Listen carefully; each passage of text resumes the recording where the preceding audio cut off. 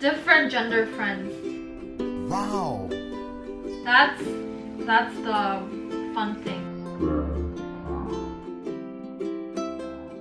comment 주세요, like 좋아해 주세요, subscribe 주세요. That's the fun thing, right? Fun thing. Because we are different. We're different gender and we're friends. Friends. Yay! Yeah, we had a little bit of a talk about this. Okay. I will say one thing. Trust. Yeah, I think so too.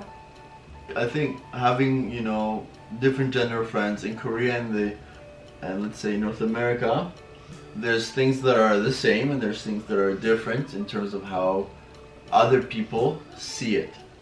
Okay. But like in Korea, let's say you don't really hang out with your boyfriend and his friends. You hang out with your girlfriends. hang out with my guy friends, or just me and you go out. So being with guys and girls together is not as common in Korea as it is here. So it can seem like very offensive when a guy's with a girl or a girl's with a guy friend. But of course, also here we have the fact that like if something seems wrong, then it's like, well, you probably shouldn't be hanging out with her one-on-one, or him should be hanging out with him like one-on-one, right? So I think it really depends on trust. Like if you're hanging out, you gotta know the other person, let's say who I'm with or who Jubi's hanging out with, right? You gotta trust that your partner is really with him just because they're friends. I don't believe in telling your partner who they can be friends with unless they're actually like bad people. But you gotta have that trust, right? If you don't have trust, then what can you do? And if they betray that trust, you know, like no, then like it sucks, but it's better than always walking on thin ice. Yeah, exactly. Yeah. So it's really hard to tell. Yeah, so I obviously, I'm Korean, I'm used to Korean culture, so I wasn't really glad that whenever he hang out with different gender friend, It's called the ladies love which is me. boyfriends. There's two things I became okay with different gender friends. First, I wasn't really concerned with a girl that I already know well, or someone that Noi doesn't seem like awkward or like have something whenever he talks about her. Kind of like with you. Like we have nothing when we look at each other, we're just friends. Yeah. The other thing is depend on guy or girl, like the Noi. I know Noi has many friends in general. He doesn't really have like I don't know how to say, hidden intention. Not that you know. No, like That's why they're obviously every person has hidden intention, but like Negative hidden intentions. and he is okay with me meeting the other guys, guy friends. He didn't really felt super jealous or said no, which was good. Yeah. They're saying for Buddha can only see Buddha, pig only can see pig. That means you can see the person as you are. Yeah. Because Noi doesn't have any bad intention or sneaky intention, so he also trusts me that I wouldn't. Yeah. But I would. It's a lot easier when like, you know, you're someone you can trust, because then you know, like Jubi, like she doesn't have that intention towards me or towards anyone else. Like, I can't really see her doing anything like that. If a guy would, let's say start with her, I can trust that even when I'm not there, she would decline him. I'd say no to him. Jubi feels the same way about me. And then, I don't know, let's say the guys that she's with, but I know that she knows them. And if she's with them, she trusts that guy. And so in that sense, I trust her and she trusts him. So it completes the whole circle. Yeah. And that's the importance of trust. right? If they're Douchebag. not trustworthy, then like first, why you're in a relationship with them. Second, it's something you need to talk about, right? To me, I don't feel like I need to worry because A, I don't think it'll happen. If it doesn't happen, I'm right. If it does happen, then I find out, right? I find out and I know. Kill. If I'm always worried, then it's not gonna help whether it happens or not, right? Like, oh yay, it happened, I was right. Like, no. Establish the trust, and then that person will feel if they're you know assholes, they're gonna use that to maybe cheat, but then that'll come out eventually. Yeah. Juby? What if the girl said like, oh, actually I don't want you to hang out with girl friends. Let's say the guy say, no, I won't stop meeting them. You should have a reason, right? Like if I say no, I'll tell you no, like, do you not trust me? Right? Because the reason she says that comes out of somewhere. Whether it's for in general or for specific, let's say girls that I know, I would ask like, where's that coming from? Like ultimatums are never really good in relationships. You know? Yeah, It's I like don't know how me to say in Korean. or all your friends. All of 나야 너네 친구들이랑 이렇게 골랐을 때는 그런 질문까지 나오면 이제 좋은 상황은 아니라는 거죠. the only time then that it would make sense is if it's actually something that's harming the person. If let's say someone's like an alcoholic, let's say, and they've been on alcohol for a long time, and even if you try to help them for a long time, they're still not recovering and it's hurting them and you, then it's okay. Like, but if it's just friends that like really nothing's, then you're just either you're jealous or you don't trust, then that's not a reason. just blocking their part of the social relations is never gonna be a solution. Yeah. Just building trust, like try to build the trust through communicating. Yeah. And figure it out, like Talk it out. what kind of person is your girlfriend or boyfriend by talking. Yeah, it's a good test is always to ask why or explain why. Depends what side of the argument you're on. Explain why you don't want them to do something, or ask them why they don't want to do something. Yeah. Right? Always, and then keep going until you reach the roots of the issue. You're not necessarily gonna agree by the end, but you'll have an understanding. So what could be the things that we can do to enjoy the long distance? Keep it alive. Doing like virtual dates, you know, like you go somewhere, they go somewhere, you have dinner together, you know, not mukbang, but like actually have dinner together. One thing that I did to kind of help is when it was her birthday and we were apart, I ordered flowers ahead of time from a Korean shop to deliver to her apartment. Yeah.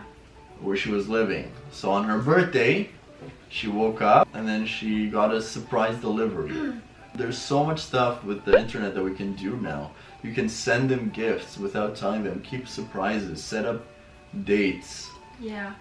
He also emailed me. Oh, yeah. Yeah, and I wrote her pretty much a special letter. You can write letters to each other, even if just emails, or if you want to do handwritten letters and send to each other, it could be very romantic. If you know friends of the person in the other country, then you can talk to their friends to help you out, set something up, get something for them, right? If you don't, that's fine. There's still plenty of things you can do just by having the internet. Yeah. And if you don't have the internet, well, dude, what are you doing? How can you watch this video? And the one thing I really wanted to mention, we started to count a day, like. Oh yeah. Oh, that's a good thing. I yeah. know. I forgot about that's that. the best. What was it? Fact of the day, right? Yeah. We started from like 100. Did we start from around 100? As soon as we set the date of our reunion, he suggested to start the game called Fact of the Day. So let's say we started around 100 days before she was supposed to arrive in Canada. And each day, one of us would send the other a fact that has to do with the numbered days. Yeah. So if it's day 100, you would do a fact about the number 100. Like every fact about 100. Like One or two facts, like something you find interesting. And then on even days, like even numbers, let's say I would send, on odd days she would send. So we switch. Yeah. What that does, other than learning about cool stuff, the person who has to find the fact, it also gets them excited, like, and it feels nice when you find something like, oh, they're gonna love this fact. I know. Fact of the number is about like music or like pop culture or something, then I would get excited to talk to Noi and explain about it. Or whenever I get like something about like Korean history and like I really want to explain about this event, then I would choose this fact, and then after explaining what the fact is, then I start to like explain more about it. And then whenever he checks the message, then like he adds more questions, or like we start and we talk talking about it. Yeah, it also creates conversations too, right? Yeah, it's hard to pop things up, what to talk every day. Especially when you're boring like her. Without physically doing something together. Other than like, what did you do today and stuff. Yeah, which can take a while too. Some days are exciting, some days are not. I really enjoyed it, and I think it's really good idea to... Yeah, so good. Sometimes she forgot to do fact of the day, and I had to do it. So, whenever you feel like really lonely or very numb about the relationship, if you don't know, let's say when they're coming, one thing, extreme thing you can do, if you're not sure if it's really making you question, you can imagine as realistic as you can that you broke up with that person. And like, just think about it for a bit. Really imagine that you broke up with them, and then you're not going to be able to text them from now or call them. And sit and think and let it sink deep. And see how you feel, right? And if it makes you feel really bad, makes you feel sad, then it will help you kind of remember why you're in the relationship in the first place. Right? So when you feel, you're going to feel lonely, but you're going to feel happy that you do have someone. But at the end of the day, you know, you want to have someone that makes you happy. Like, of course you want them to be there physically, but if you have someone that you enjoy talking to, you're alone, but you're not lonely, you know? yeah. So feeling numb is natural, but just imagine what it would be if you were in a different scenario, if you were actually without someone, without that person. Yeah, I agree. I was so happy whenever I imagined without you. I still do it, I imagine myself. I don't know who this girl is. Only imagine. You? How did you deal with loneliness and feeling numb and dumb? I didn't really think like, oh, what if we broke up like that. It can't be. I just talked to Noi. A good test, I think, is when you're feeling numb, if the other person is sleeping because different time zone, then yeah, it's a bit harder. But if you're feeling like that, maybe once they're awake or once you have time to talk, see how you feel when you talk to them again. Yeah. If it makes you feel a lot better, you'll be like, it's worth it. But if you're still feeling unsure, then it's, yeah, again, time for a talk. Yeah. And then just talk casually too, like not specifically like, oh, I'm numb, oh, I'm lonely. Like, yeah, because by the end of the day, like, being together is because to share my things and be happy. So in conclusion, doing long distance is hard for everyone, and really this is where communication is more important than anything else. So if you have issues, if you have things you're concerned about, talk it out, see each other's response, and sometimes it's not meant to be, sometimes you will break up, but at least you know, right? Really? No, at least you know, right? Like, okay. If you want to keep going, you know, try as much as you can. Like, the thing to take is that at least try, right? Yeah. Don't drag it out, but try, both people. Try as hard as you can. First, keep your trust, build your trust.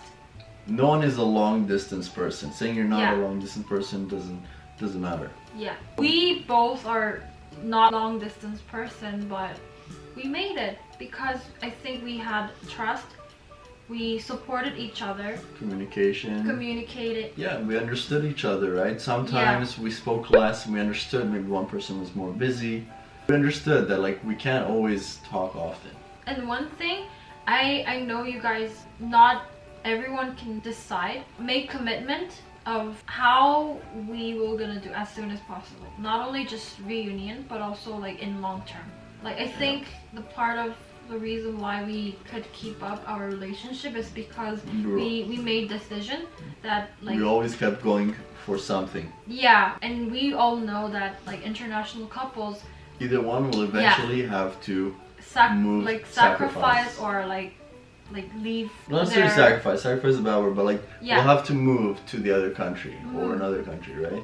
Always just keep planning. Have a plan. If it doesn't matter if you don't have a date or whatever, but just have a plan. Okay, right now we're gonna start working on getting you a visa to move here, or I'm gonna start working on my visa, and then like help each other out.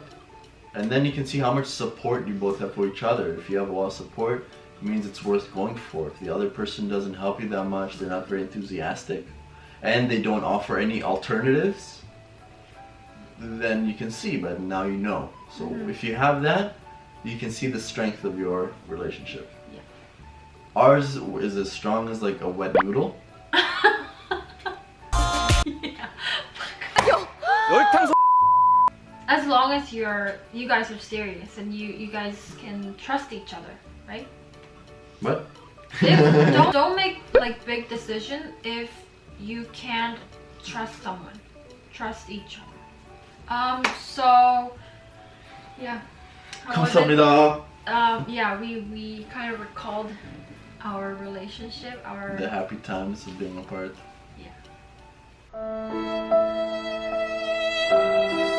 Okay. So I know it's really hard time for international couples who are apart because of the virus. Be supportive. Whitey, you can do. The world is not gonna be end. Maybe it will. Gonna We don't end. know. Thank you for watching as always, and feel free to comment if you have any questions, and I'll see you guys in my next video. Bye! 안녕하세요.